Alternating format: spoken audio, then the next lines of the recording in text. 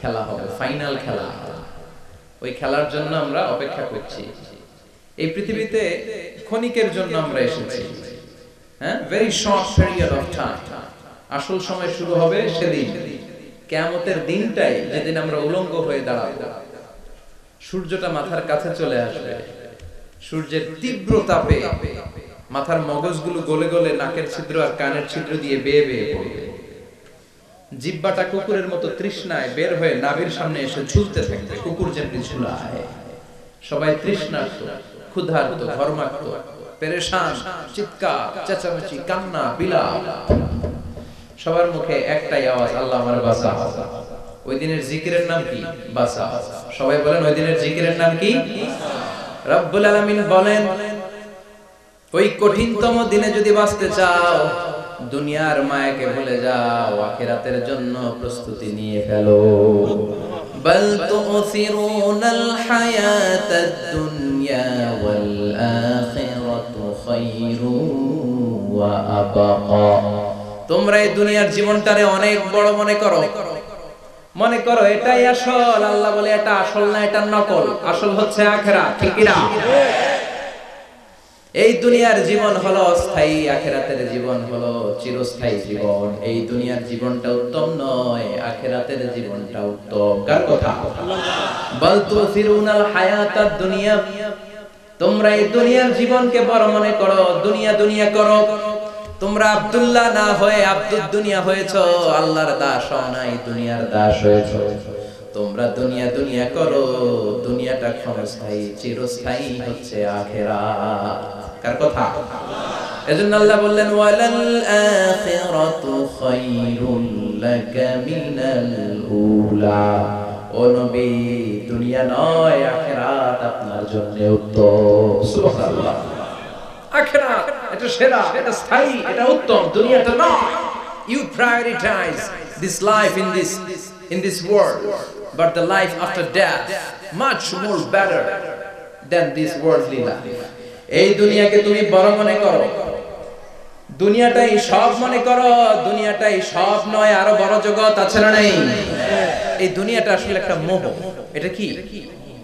একটা খেলার মধ্যে আমরা পড়ে আছি, মোহাচ্ছন্ন, লোভাতুর হয়ে আছি। চাকচিক্যময় দুনিয়া দেখে এর পরীক্ষার ভেতরে পড়ে আখিরাতকে আমরা ভুলিয়ে গিয়েছি। আর আল্লাহ বলেছেন, দুনিয়া নয়, শ্রেষ্ঠ হলো আখিরাত। ওই আখিরাতের জন্য তোমরা সামান জোগাড় করো। চিল্লায়ে বলেন ঠিক কি না? আবার আল্লাহ বললেন, এই দুনিয়ার জীবনটা হলো মাতাউল গুরুর, ওয়া মাল হায়াতুদ দুনিয়া ইল্লা মাতাউল গুরুর। দুনিয়ার জীবনটা হলো সাময়িক ভোগের সামগ্রী, সাময়িক ভোগের বিষয়। আজ আছে কাল নাই, হাতের ময়লা, ছেড়ে দিলে সব শেষ, ঠিক কি না? আবার আল্লাহ বললেন, এই দুনিয়ার জীবন হলো লাইবুন ওয়া লাহবুন, ওয়া মাল হায়াতুদ দুনিয়া ইল্লা লাইবুন ওয়া লাহবুন। দুনিয়ার জীবন হলো খেল তামাশা, মরলে সব শেষ হয়ে যাবে। চিল্লায়ে বলেন ঠিক কি না? ওরে এ ভবের রঙ্গ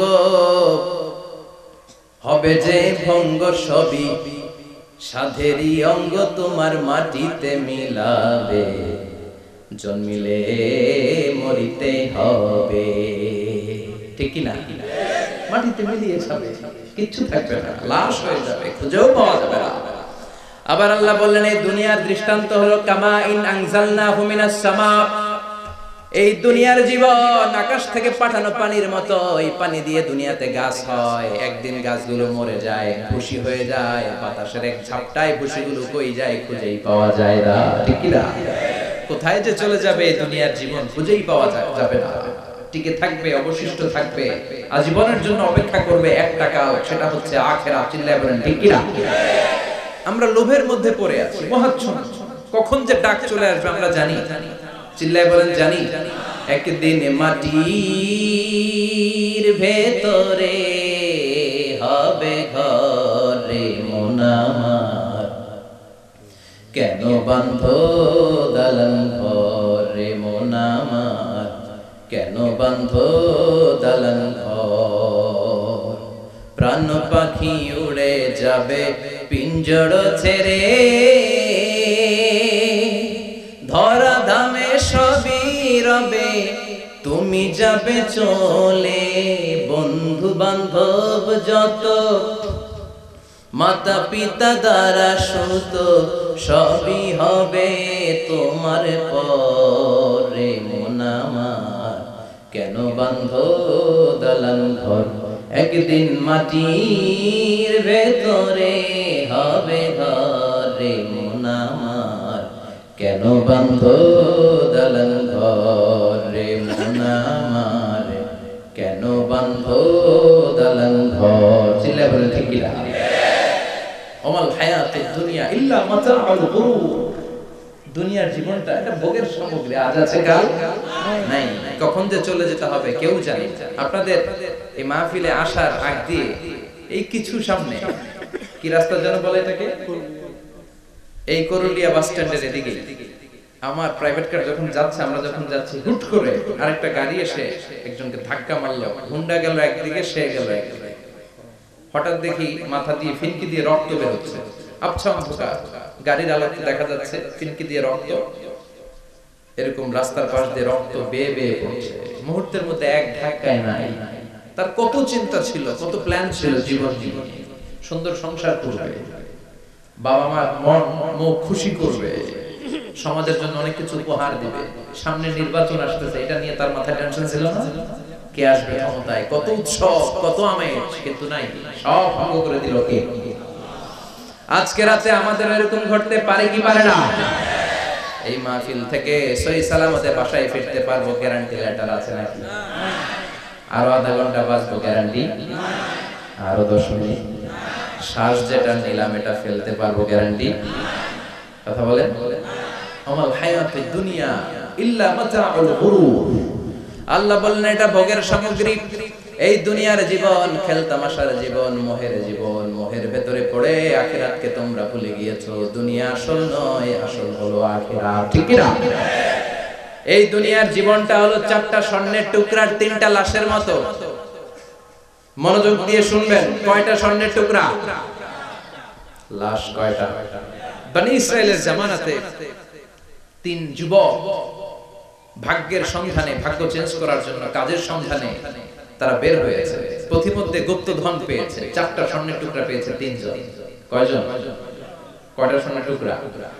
4টা স্বর্ণের টুকরা পেয়ে মহা খুশি, খুশিতে বাকবাকুম। কে আমাদেরকে পায়? আজকে স্বর্ণের টুকরা ভাগ করে আমরা অনেক ধনী হয়ে যাব। এক বন্ধু বলল, পেটে অনেক ক্ষুধা লেগেছে, আগে বাজার থেকে খাবার নিয়ে আয়, তারপরে 3 জন বন্ধু মিলে 4টা স্বর্ণের টুকরা ভাগ করে নিয়ে যাব। এক বন্ধুকে বাজার থেকে রুটি কিনে আনানোর জন্য পাঠিয়েছে। বাকি 2 বন্ধু এবার বসে বসে পরামর্শ করে, ওইটারে যদি মেরে ফেলতে পারি ভাগ বটোয়ারার দরকার নাই, তুই নিবি 2টা, আমি নিব 2টা। সহজ হয়ে গেল না? ও নিবে 2টা, এ নিবে 2টা, আর ওটার মেরে ফেলবে।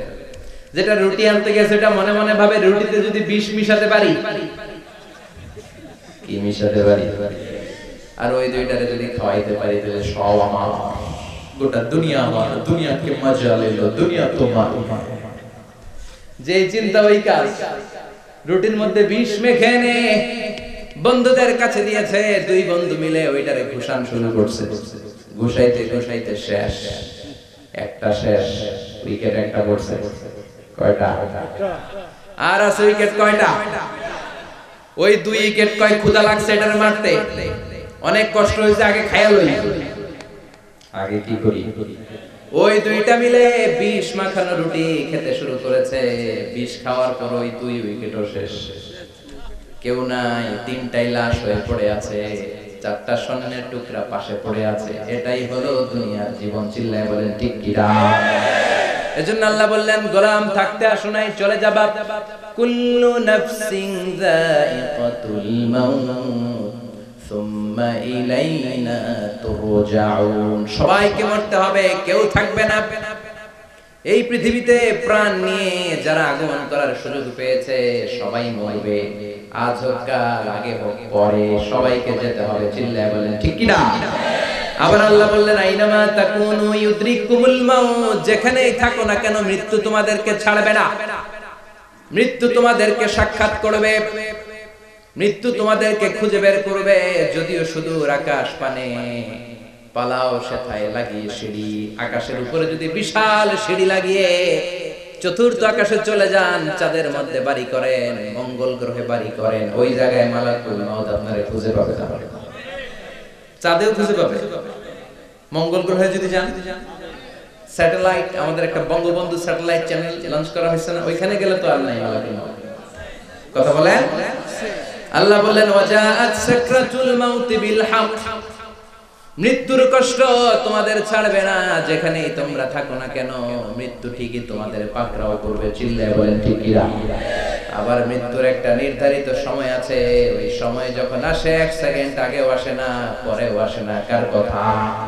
লিকুল্লি উম্মাতিন আজালুন ফাইযা জাআ আজালুহা লা ইস্তাখিরুনা সাআতান ওয়ালা ইস্তাকদিমুন। মৃত্যুর জন্য একটা নির্ধারিত টাইম আছে, টাইমটারে বেঁধে দিয়েছে কে?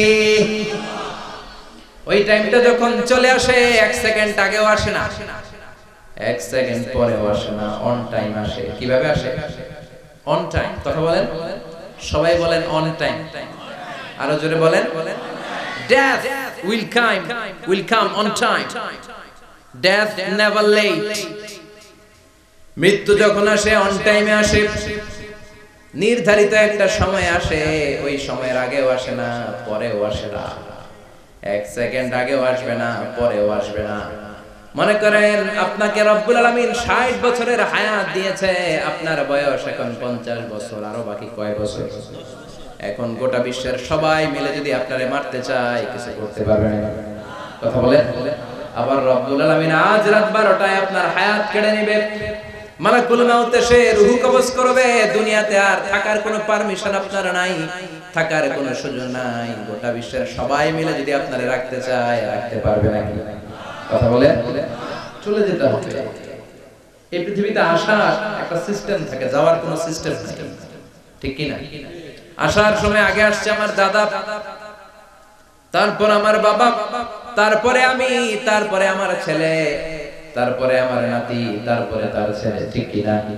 তার মানে আসার একটা সিরিয়াল আছে, যাওয়ার কোনো সিরিয়াল আছে নাকি? কথা কোন? নাকি সিস্টেম দাদা আগে আসছে, দাদাই আগে যাবে, নাতি যেতে পারবে না? কথা বলেন। দাদার আগে নাতি মরে, এরকম আছে না নাই? মায়ের আগে মেয়ে যায়, আছে না নাই? মুরব্বী বাজানেরা বেঁচে থাকে, আমাদের মতো যুবকগুলো অ্যাক্সিডেন্টে মারা যায়, আছে না নাই? আবার অসুস্থরা বেঁচে থাকে, সুস্থরা মরে যায়, আছে না নাই? হাসপাতালে রোগীগুলো বেঁচে থাকে, ডাক্তার মরে যায়, আছে না নাই? উখিয়াতে তো ডাক্তার মরে না, দিকেও ডাক্তার মরে। ওনারা না বাঁচায় মানুষে? হ্যাঁ হ্যাঁ, আল্লাহ বাঁচায়, ডাক্তার হচ্ছে ওয়াসিলা। চিল্লা এখন ঠিক কিনা? তার মানে মরণের একটা সিরিয়াল, দুনিয়ার থেকে চলে যাওয়ার কোনো সিরিয়াল থাকে না, মরে যাওয়ার সিরিয়াল থাকে না, আসার একটা সিরিয়াল থাকে, যাওয়ার কোনো সিরিয়াল থাকে না। কি বলেন? জোরে বলেন। আবার চলে যাওয়ার কোনো ভরসা নাই, 1 সেকেন্ডের মধ্যে সব হয়ে যায়। একটা সংগীত আছে না, 1 সেকেন্ডের নাই ভরসা, ভঙ্গ হবে রং তামাশা, চক্ষু বুঝিলে হায়রে দম ফুরাইলে। চিল্লায় বলেন ঠিক কিনা? হায়রে মানুষ রঙিন ফানুষ, দম ফুরাইলে তবু তো ভাই কারোরই নাই একটুখানি। কথা কয় না? হায়রে মানুষ রঙিন ফানুষ, রঙিন ফানুষ, হায়রে মানুষ। চিল্লায় বলেন ঠিক কিনা? যে কোনো সময় চলে যায়। এই গানের যিনি সিঙ্গার ছিলেন, আমরা তখন ছোট, ফিরোজ শাহ বা ফিরোজ শাহ নামে। 1 সেকেন্ডের নাই ভরসা, ভঙ্গ হবে রং তামাশা, চক্ষু বুঝিলে হায়রে দম ফুরাইলে। এই গানটা উনি গাইতে গাইতে স্টেজে মারা গিয়েছিলেন। দেখেন নাই? মুরব্বীরা জানবে। তার মানে মৃত্যুর গান গেতে গেতে অনেকে মৃত্যুবরণ করে, এরকম আছে না নাই? অনেকে খাওয়ার টেবিলে বসে মারা যায়, আছে না নাই? ফুটবলার ফুটবল খেলতে খেলতে মরছে, দেখেন নাই? ক্রিকেট খেলতে খেলতে মরে যায়, আছে না নাই? রেসলিং খেলতে খেলতে মারা যায়, দেখেন নাই? হ্যাঁ, এরকম ভিডিও দেখা যায় যে প্রতিপক্ষকে রেসলিং খেলায় মারতে মারতে শেষ, এখনই জিতে যাবে, হঠাৎ করে তাকায় কিচ্ছু বোঝে না, হঠাৎ করে জমিনে উল্টে পড়ে যায়, রেফারি এসে মাটিতে বাড়ি মারে, আর লড়ে না। আছে না? রেফারি কি করে? মাটিতে বাড়ি মারে, এতক্ষণ সে জিতে যায়, এখন আর নড়েই না। তাকাতে তাকাতে দুনিয়া থেকে নাই। অনেক টেলিভিশনের নিউজ রিপোর্টার রিপোর্ট করতে করতে নাই, দম ফুরাইলে ঠুস শেষ হয়ে যায়। অনেকে অ্যাক্সিডেন্টে মরে, সড়ক দুর্ঘটনায়, অনেকে বিমান দুর্ঘটনায় মরে, আকাশে মরে না, অনেকে পানিতে ডুবে মরে, অনেকে আগুনে পুড়ে মরে, অনেকে ক্রস ফায়ারে মরে, আছে না নাই? আবার অনেকে রাত্রিবেলা বিছানায় ঘুমাতে যায়, সকালে আর ওঠে না। কত ধরনের মরণ। আল্লাহ তুমি আমাদেরকে ভালো মরণ দিও, ইমানি মরণ দিও। ইমানের পথে অবিচল থেকে আমার মরণ যেন হয়, ইমানের পথে অবিচল থেকে আমার মরণ যেন হয়। তোমারই কাছে মিনতি আমার, তোমারই কাছে মিনতি আমার, মহামহিম দয়াময়। ইমানের পথে অবিচল থেকে আমার মরণ যেন হয়। চিল্লায় পড়েন আমিন। তার মানে কে কোথায় মরবো আমরা কেউ জানি নাকি? ওমা তাদরি নাফসুম বিআইয়ি আরদিন তামুত, কোন জায়গায় মরবা, কখন মরবা কেউ আমরা জানি না, কিন্তু মরবো সবাই জানে, ঠিক কি না? কুল্লু নাফসিন যায়িকাতুল মাউত, প্রত্যেকটি আত্মার মৃত্যুবরণ করতে হবে, এটা আমরা সবাই জানি। The most certain thing in life is death, but the most uncertain thing in our life is the time of death. এই জীবনের সবচেয়ে সুনিশ্চিত বিষয় হলো মরণ, সবচেয়ে অনিশ্চিত বিষয় হলো মরণের সময়। চিল্লায় এখন ঠিক কি না? মরবো যে আমরা সবাই জানি, কিন্তু কোথায় মরবো আমরা কেউ জানি? জানি আমরা সবাইকেই মরতে হবে, জন্মালেই মরতে হবে, চলে যেতে হবে, থাকা যাবে না। এটাই হলো পৃথিবীর পদ্ধতি। জীবনের সবচাইতে নির্মম ঘটনা হচ্ছে মরণ, সবচাইতে ভয়ঙ্কর অভিজ্ঞতা। কোন প্রাণীর জন্য সর্বোচ্চ এবং সবচাইতে ভয়ঙ্কর অভিজ্ঞতা হচ্ছে মৃত্যু। এবং এত ভয়ঙ্কর অভিজ্ঞতা, এই অভিজ্ঞতাটা কারো কাছে শেয়ার করে যাওয়া যায় না। মরার সময় কেউ বলে যেতে পারছিল আমার মরতে এমন লাগছে, কইতে পারছে? কেমন লাগছে বলতে পারে? বলা যায় না। তার আগেই চলে যেতে হয় শৈশব, কৈশোর, যৌবন, বার্ধক্য, প্রৌঢ়ত্ব, হ্যাঁ, বয়সের ছাপ, কালো চুল দাড়ি সাদা হয়ে যাওয়া, দাড়ি চুলের শুভ্রতা, দুর্বলতা। This is the circle of life. ছোট্ট ছিলাম, বড় হলাম, সিঙ্গেল ছিলাম, ডাবল হলাম, তারপরে বাবা হলাম, তারপরে শ্বশুর হলাম, তারপরে নানা হলাম, তারপরে চলে যেতে হবে। This is the circle of life. চিল্লায় বলেন ঠিক কি না? এই যে মুরব্বীরা, দাড়ি পাকা মুরব্বী যারা আছে, আপনারা কি মনে করছেন মায়ের পেট থেকে এরকম মুরব্বী হয়ে বেরিয়েছিল? কিরকম বের হয়েছিল? তারাও ওয়া ওয়া করেছে। এরাও ফিডার খাইতো, এই চাচারা খায় নাই? এরাও ফিডার খেত, এরাও মায়ের বুকের দুধ খেত, এরাও ছোট্ট বাচ্চাদের মতো গরমকালে পানির মধ্যে ডুবাইতো।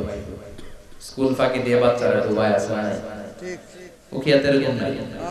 ছোট্ট বাচ্চা ছিল, বড় হলো, বার্ধক্যে উপনীত হলো। This is the circle of life. চলে যেতে হবে। বিশ্বনবী বললেন আমার উম্মতি মা বাইনা 60 ইলা 70, আমার উম্মতের গড় বয়স হলো 60 থেকে 70। এই উম্মতের গড় বয়স কত? 60 থেকে 70। ওয়া আকাল্লুহুম মাইয়াজুজু যালিক, অল্প কিছু মানুষ আছে যারা 70 এর বেশি হায়াত পায়। এখানে 70 এর বেশি আছেন কারা? হাত তোলেন দেখি তো। কয়জন? একজন, দুইজন, তিনজন। মাশাআল্লাহ, আল্লাহ আরো হায়াত দেয়। আল্লাহ এদেরকে আরো হায়াত দারাজ করুন। চিল্লায় বলেন আমিন। তার মানে আমার উম্মতি মা বাইনা 60 ইলা 70। বিশ্বনবী বললেন এই উম্মতের গড় বয়স 60 থেকে 70, আর 70 এর বেশি হায়াত পাবে। ওয়া আকাল্লুহুম মাইয়াজুজু যালিক, 70 এর বেশি পাবে হাতে গোনা, গুনে বের করে ফেলা যায় একজন, দুইজন, তিনজন, বাকি সব 60 এর আগে নাই। ঠুস চিল্লা এখন ঠিক কি না? বাংলাদেশের গড় হায়াত কত মানুষের? 60 বিশ্বনবীর কথার সাথে মিলে গেছে, চিল্লায় পড়েন সুবহানাল্লাহ। এজন্য বিশ্বনবী বলেন এই যে মুরব্বিদের দাড়ি পাকে, এই যে রাস্তায় অ্যাক্সিডেন্ট হয়, এই যে ক্যান্সারে আক্রান্ত হয়ে লোকজন মারা যায়, তারপরেও কি টনক নড়ে না? এরপরেও কি বিবেকে ধরে না যে তোমাকে চলে যেতে হবে? আকসিরু যিকরা হাযিমিল লাযযাত, জীবনের সব স্বাদকে পানসা করে দেয় ওই মরণকে স্মরণ করো। মরণকে স্মরণ করলে জাহান্নাম বরণ করা লাগে না, চিল্লায় বলেন ঠিক কি না? আবার আল্লাহ বললেন গোলাম, স্পেশাল একজন ফেরেশতা আমি মরণের জন্য সিলেক্ট করলাম, নাম মালাকুল মাউত। তাকে আমরা আজরাইল বলেছি। এই মালাকুল মাউত তার বাহিনী নিয়ে নির্ধারিত টাইমে গোটা বিশ্বের সব মানুষের রূহ কবজ করে। অন টাইম নাকি দেরি করে? মালাকুল মাউত আগেও আসে না, পরেও আসে না। সুবহানাল্লাহ। সাইয়েদনা সুলাইমান আলাইহিস সালামের জামানাতে ওনার এক ওয়াজির ছিল, মন্ত্রী। ওই মন্ত্রীকে নিয়ে উনি বৈঠক করতেন। ওনার সময় উনি মালাকুল মাউতের সাথে বৈঠক করতেন। শুনতেছেন? আপনাদের মনোযোগ আছে তো? উনি বৈঠকে বসেছেন, মালাকুল মাউতও বসা, ওয়াজিরও বসা। হঠাৎ মালাকুল মাউত ওয়াজিরের দিকে বড় বড় চোখ করে তাকাচ্ছে। বড় বড় চোখ করে তাকানোতে ওয়াজির ভয় পেয়েছে। হঠাৎ মালাকুল মাউত চলে গেল। ওয়াজির বলে, ও সুলাইমান আলাইহিস সালাম, এই যে লোকটা বড় বড় চোখ করে আমার দিকে তাকালো, এটা কে? সাইয়েদনা সুলাইমান বলে, হাদা মালাকুল মাউত। যে বর্ণনাটা বলছি এটা হাদিস না, এটা হচ্ছে ইসরাইলিয়া, জিউস ট্র্যাডিশন। কোরআন হাদিসের সাথে কোনো দ্বন্দ্ব নাই, তাই বর্ণনা করা যাবে। বিষ্ণু বলেছেন বাল্লিগু আন্নি ওয়ালাউ আয়া। আবার বলেছেন ওয়াহাদিসু আন বনি ইসরাঈল ওয়ালা হারাজ। বনি ইসরাইলের ট্র্যাডিশন বর্ণনা করো, জিউস ট্র্যাডিশন বর্ণনা করো, এতে কোনো সমস্যা নাই। ওয়াজির বলে, ও সাইয়েদনা সুলাইমান, বড় বড় চোখ করে যে তাকালো লোকটাকে? সাইয়েদনা সুলাইমান বলে, হাদা মালাকুল মাউত, এটা মৃত্যুর ফেরেশতা। ওয়াজিরের কলিজায় পানি নেই। এটা কি ফেরেশতা? শুনে তো পিলে চমকে গিয়েছে। কয় কি? মালাকুল মাউত তো আমার চিনা ফেলাইছে, বাড়ি চিনে ফেলছে, আমার খবর আছে। সাইয়েদনা সুলাইমান আলাইহিস সালাম জিনদেরকে দিয়ে কাজ করাতেন, মেঘমালাকে দিয়ে কাজ করাতেন, বিশাল সিংহাসন নিয়ে পৃথিবীর প্রাচ্য থেকে পাশ্চাত্যে ঘুরে বেড়াতেন। সাইয়েদনা সুলাইমানকে ওয়াজির বলে, ও সুলাইমান, মেঘমালাকে আদেশ করে দেন, আমি আর এই ফিলিস্তিনের ভূখণ্ডে থাকতে চাই না। আকাশের মেঘমালার উপরে আমারে বসিয়ে দেন, আর বলে দেন আমারে নিয়ে যেন আকাশের মেঘমালা হিন্দুস্তানের ওই দূর পর্বতে রেখে আসে। আকসা আল হিন্দ, হিন্দের সবচেয়ে দূরবর্তী জায়গায় যেন আমারে রেখে আসে। সাইয়েদনা সুলাইমান বললেন, আকাশের মেঘ যাও, আমার ওয়াজিরকে নিয়ে হিন্দুস্তানের একটা উপদ্বীপে রেখে আসো। রেখে আসা হলো। কিছুক্ষণ পর মালাকুল মাউত সাইয়েদনা সুলাইমানের কাছে হাজির। সাইয়েদনা সুলাইমান বললেন, ও মালাকুল মাউত, কই ছিলা? কই একটু আগে হিন্দুস্তান থেকে আপনার ওয়াজিরের রূহ কবজ করে আসছি। সুবহানাল্লাহ পড়েন।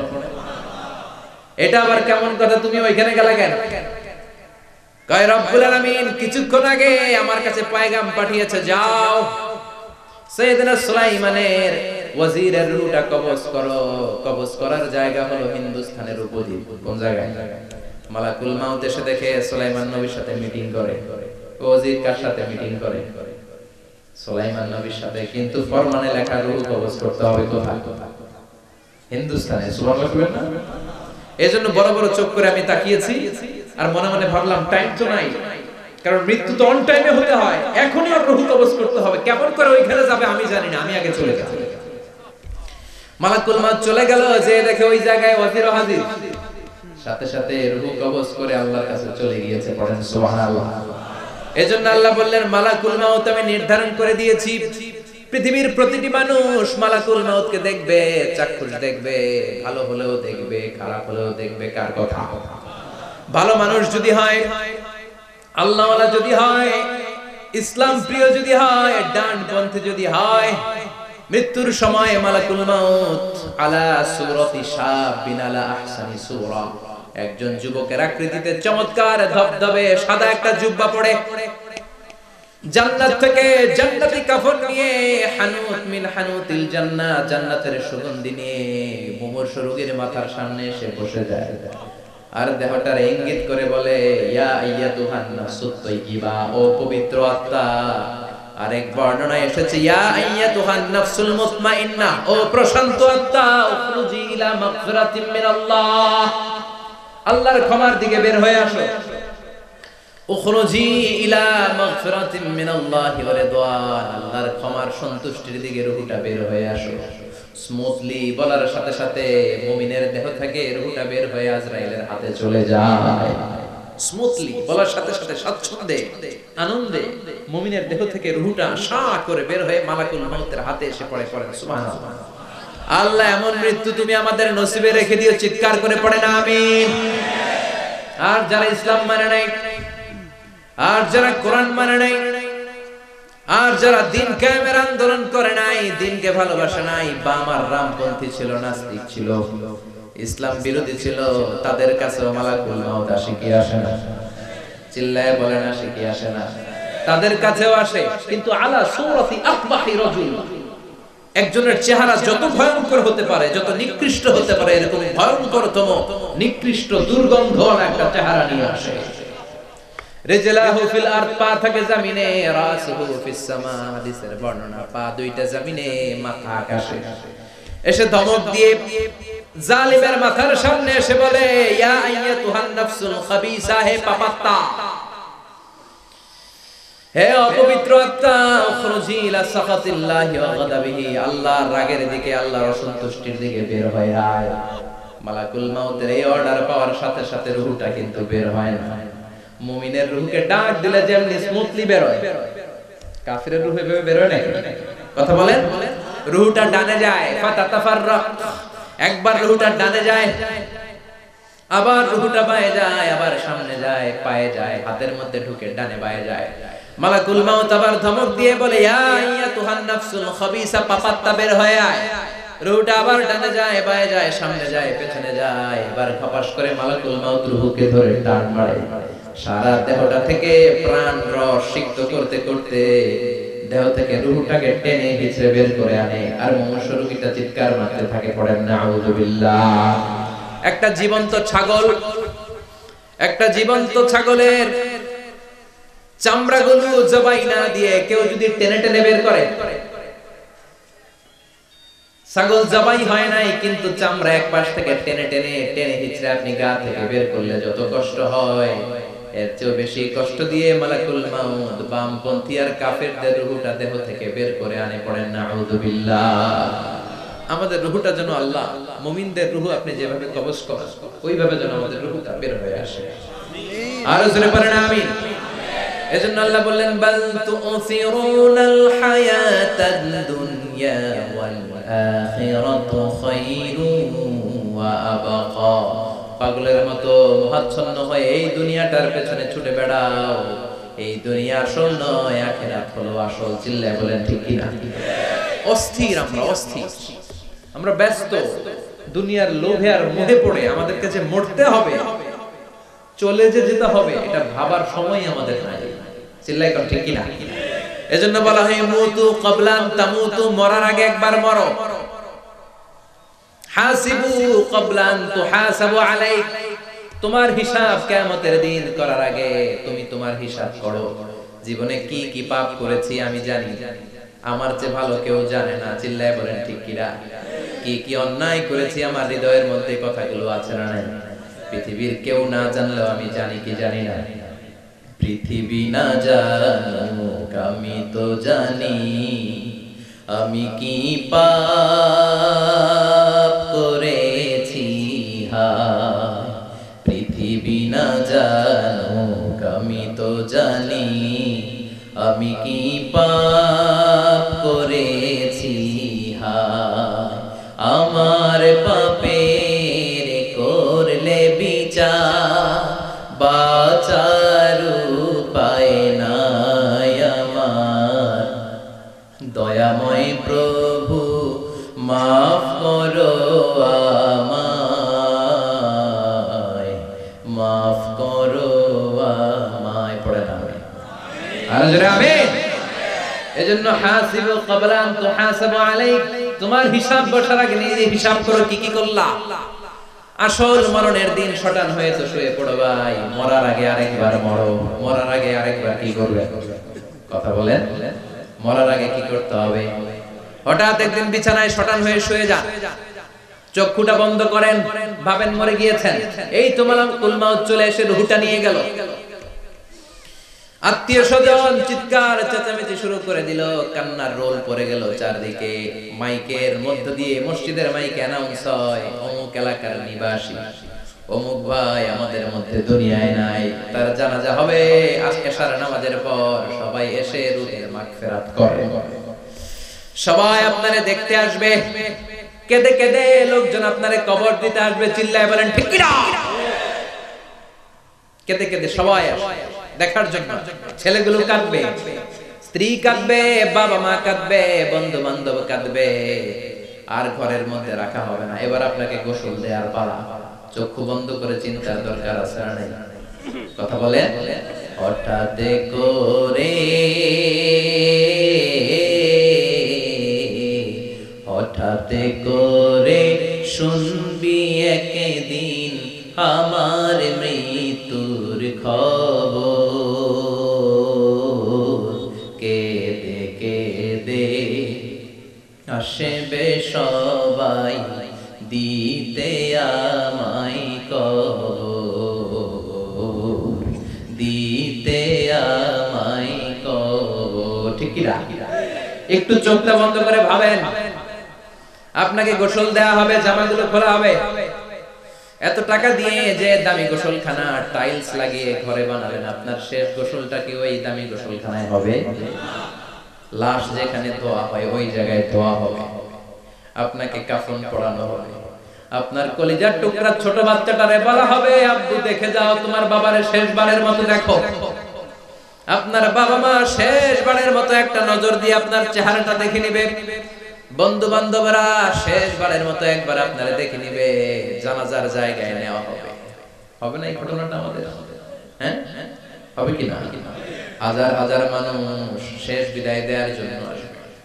চারটা তাকবীর দিয়ে ইমাম নামাজ শুরু করবে। আল্লাহু আকবার, আল্লাহু আকবার, আল্লাহু আকবার, আল্লাহু আকবার বলে নামাজ শুরু করবে। নামাজ শেষ। এবার পালকিতে করে কবরে যাওয়ার পালা। যেতেই হবে, যেতেই হবে। পালকিতে করে লোকজন নিতে শুরু করবে। কবরস্থানের ওই জায়গায় যেখানে মানুষ বছরে মানুষ না মরলে যায় না, ওই গভীর নিঝুম কবরস্থানে ঢুকানো হবে। পালঙ্ক থেকে নামিয়ে আপনার জন্য করে রাখা আগ থেকে কবরটার মধ্যে শুইয়ে দেওয়া হবে। উপরে বাঁশ দিয়ে ছাউনি, শেষবারের মতো সবাই দেখে বাঁশের ছাউনির উপরে মাটি চাপা দিবে। ঠিক কিনা? চলে যাবে সব, কেউ না, অন্ধকার, শুধু অন্ধকার। এই অন্ধকার যেন শেষ হতে চায়। এই ঘটনা ঘটবে না আমাদের? কথা বলে ঘটবে কিনা? এজন্য মরার আগে এগুলো চিন্তার দরকার আছে না নাই? মরার আগে আরেকবার মরার দরকার আছে না নাই? এজন্য রব্বুল আলামিন বলেন, বাল তুসিরুনাল হায়াতাদ দুনিয়া ওয়াল আখিরাতু খায়রুন ওয়া আবকা। এই দুনিয়ার জীবনটাকে তোমরা আসল জীবন মনে করো, এটা আসল জীবন নয়। আসল জীবন হলো কবরের জীবন। চিল্লায় বলেন ঠিক কি না? আল্লাহ তোমার এই দুনিয়া, আল্লাহ তোমার এই দুনিয়ায় কেউ আসে কেউ চলে যায়, তবু তোমার ভয়ে কারো কাঁদে না হৃদয়। এই দুনিয়াতে আমার বদলে গেল মন। চারিদিকে দেখি শুধু সুখেরই স্বপন, ভাবলো না মন আল্লাহ ছাড়া,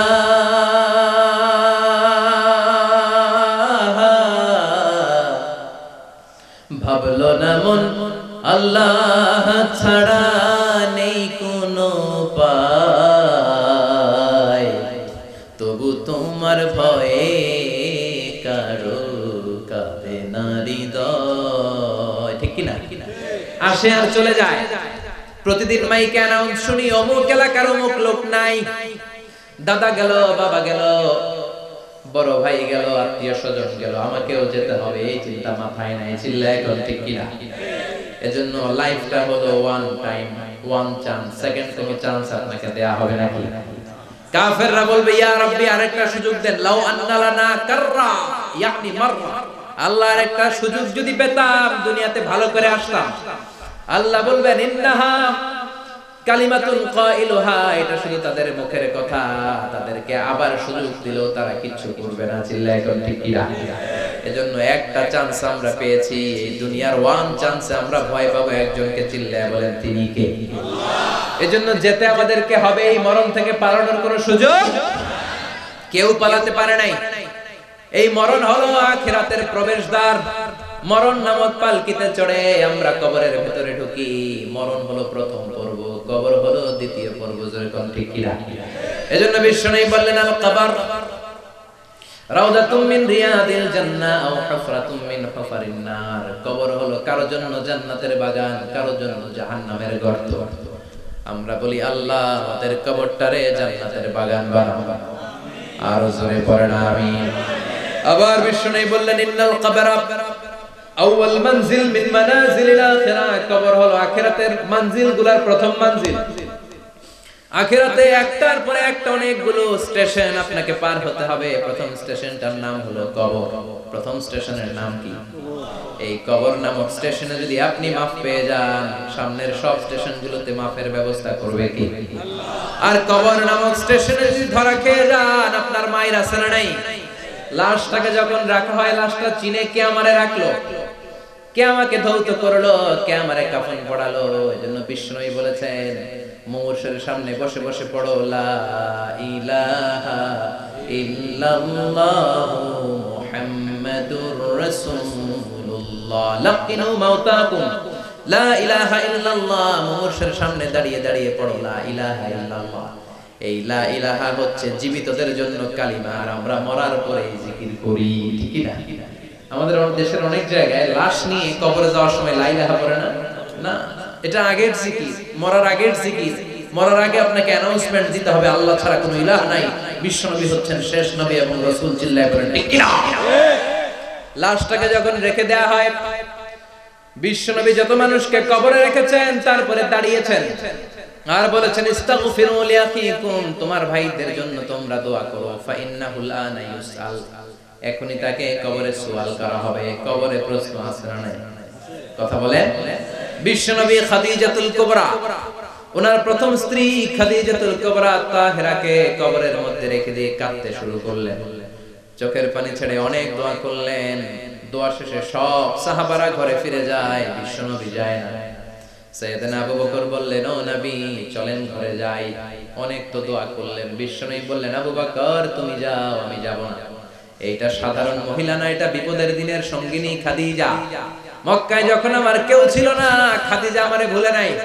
3 বছর কাফিররা আমাকে জেলখানায় বন্দী রেখেছিলাম, শিয়াবে আবি তালেবের জেলখানা। আমার স্ত্রী ওই জেলখানার জীবনেও আমারে ছাড়ে নাই। আমার সাথে 3 বছর খাদিজাও জেল খেটেছে। এই একটাই মহিলা, যেই মহিলাকে আল্লাহ আরশের উপর থেকে সালাম দিয়েছে, মহিলাটার নাম খাদিজা। আল্লাহু আকবার। আমার সব সন্তান আল্লাহ খাদিজার পেট থেকে দিয়েছে। ফাতেমাতুজ জোহরা খাদিজার মেয়ে, জাইনাব খাদিজার মেয়ে, উম্মে কুলসুম খাদিজার মেয়ে, রুকাইয়া খাদিজার মেয়ে, আবুল কাসিম বিশ্বনবীর ছেলে খাদিজার ছেলে, আব্দুল্লাহ যাকে তাইয়্যিব এবং তাহের নামে আমরা চিনি, সেও খাদিজার ছেলে। সুবহানাল্লাহ। ও আবু বকর, আমার এই কলিজার টুকরা প্রিয়তমা খাদিজারে রেখে দিয়ে কেমনে বাসায় যাই? তুমি যাও, আমি দাঁড়িয়ে থাকবো। এখনি মুনকার নাকির এসে খাদিজারে প্রশ্ন করবে, আমি দেখবো খাদিজা উত্তর দিতে পারে কিনা। আর প্রশ্নের উত্তরে যদি ভুল করে ফেলে, কবরের উপর থেকে আমি নিজে প্রশ্নের উত্তর দিয়ে দেব।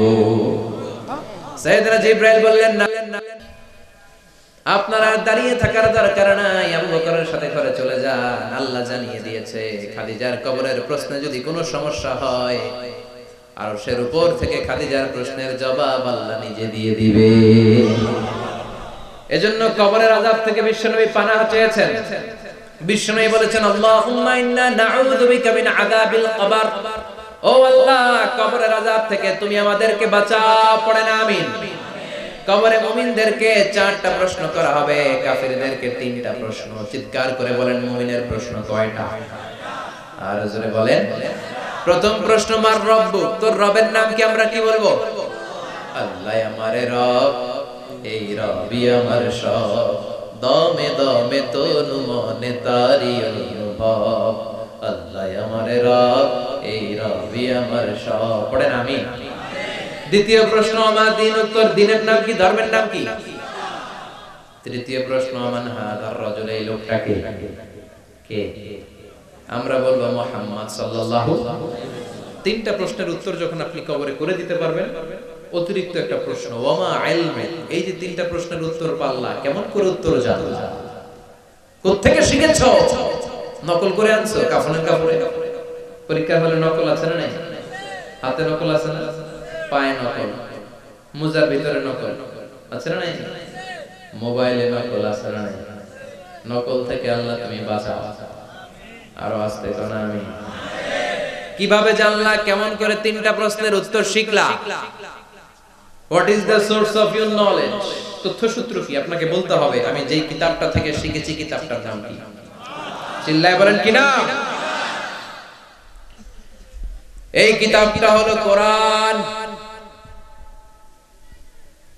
আপনাকে বলতে হবে কোরআন থেকে আমি শিখেছি, বিশ্বনবীর হাদিস থেকে আমি শিখেছি। 4টা প্রশ্নের উত্তর যখন পারবেন, ফেরেশতারা বলবে আহলান সাহলান, খুশ আমদের, কংগ্রাচুলেশন, বাহ বাহ, তুমি তো চমৎকার পেরেছো। ফায়ুফসাহু লাহু কবরুহু 70 যিরাআন, মুমিন বান্দার কবরটা 70 হাত লম্বা করে দেয়া হবে। ইফতাহু লাহু বাবুন ইলাল জান্নাহ, জান্নাতের দিকে তার কবর থেকে একটা দরজা বানিয়ে দেয়া হবে।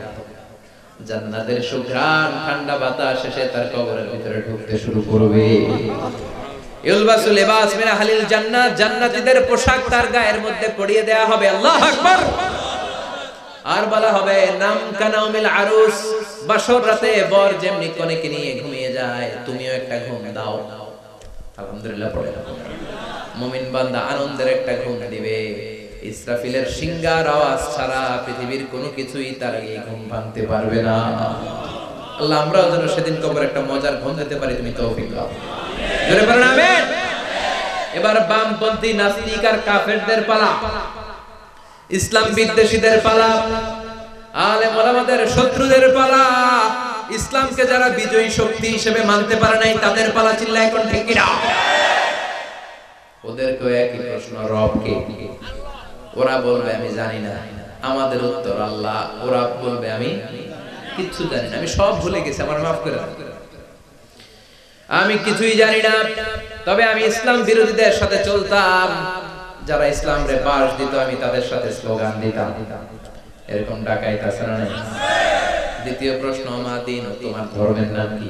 কয় আমার ধর্ম নাই, আমার ধর্ম কর্ম নাই, আমি খালি দুনিয়াকে মজা লো, দুনিয়া তোমারই है, আমি খালি দুম্মা চলে দুম। আছে না নাই?